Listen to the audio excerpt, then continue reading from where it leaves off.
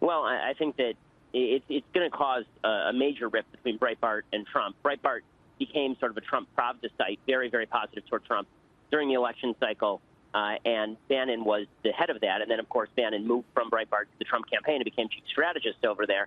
And now I think that Bannon's goal is going to be to go back to Breitbart, declare himself the conscience of the nationalist populist movement that he helped build, this platform for the alt-right, as he declared it, and he's going to use that power to smash the president when he thinks the president is wrong, and I think that he's going to do it in order to prep himself up too. I don't think it's solely about principle for Steve.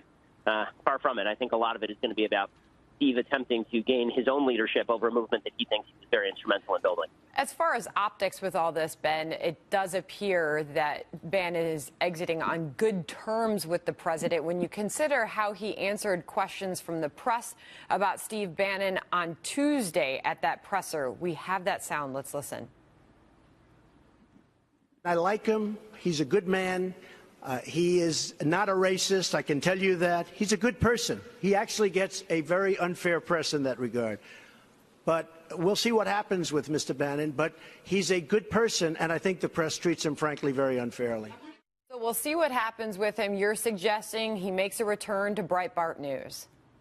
Yeah, I don't see a lot of other options for him. I don't think that he has a think tank job lined up. He's been one of the most powerful people on the planet for the past few months, and I don't think that he's going to give up the title of kind of one of the national popular movement leaders. Yeah, I don't think you can give that title particularly easily. As far as the kind of papering over that you saw from Trump, I think that the rest of the week sort of belies that. I mean, if you look at Bannon's interview that he did with the American Prospect, where he openly bashed President Trump's national security policy in North Korea, where he went after Trump with regard to his China trade policy, where he suggested that there were bedwetters inside the administration that he was going to go to war with.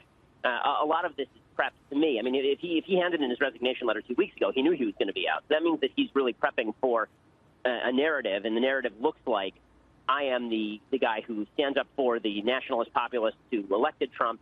Trump is now suffused with globalism. He's surrounded by people like Gary Cohn, the globalist.